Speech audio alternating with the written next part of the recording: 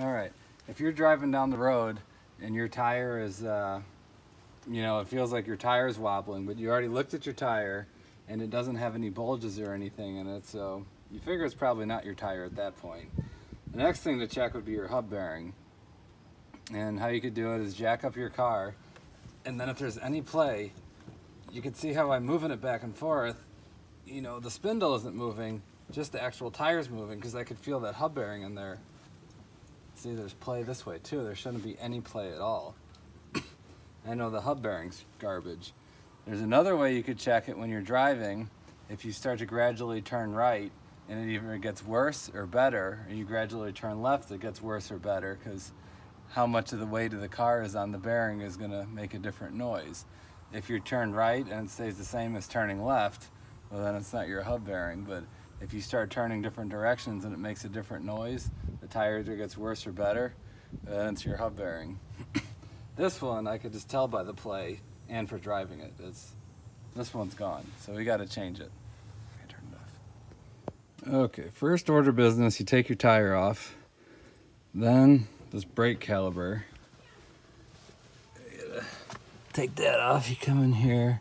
There's a bolt here and a bolt right here. We'll take those off. Okay, you got that off. Then we take our rotor off, or slide off. Sometimes the rotors are stuck on there pretty good. If you have a torch, you can heat around here and it should pop off. But if you're not putting new rotors on when you're doing this, you don't want to really pound this part with a hammer. Maybe put a 2x4 over it and pound it then. You don't want to dent this if you're going to reuse it. If you're going to throw it in the garbage, who cares? But if you want to save money and reuse it, be very careful when you're taking it off. All right, so now we got the rotor and the caliper off. I just usually let my caliper hang there. Now we want to take this bolt off, and then this is what connects the axle that goes through it. So we're going to take this off, and then we'll pop the axle out. Now sometimes the axles are stuck in there pretty good. I like to use a pulley remover, and then you usually gets it in there pretty good. Because if yours is stuck, you do not want to take a hammer and start wailing on that, because then you'll mushroom out the threads. You'll never get it back on there.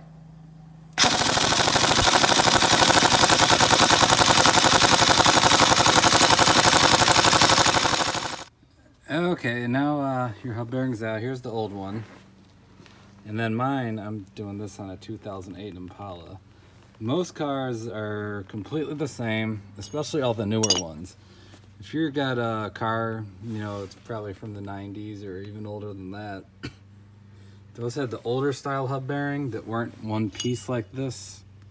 This is a one piece hub bearing. You can see the axle fits in there. The older ones from the 90s on back had an actual bearing, it looked just like a generic bearing, and would slide in there into the spindle, and you would actually have to get it pressed in and pressed out.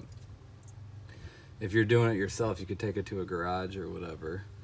And mainly this video at the beginning was just how to diagnose it, but mine was broken, so I thought I'd make a video on how to take it out and put it in. And of course, put it in, just reverse all the steps I just did. If you have any questions, just feel free to ask. Now I gotta put this thing back in.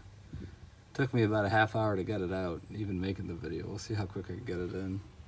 If you like the video, please subscribe. And if you have any questions, just ask.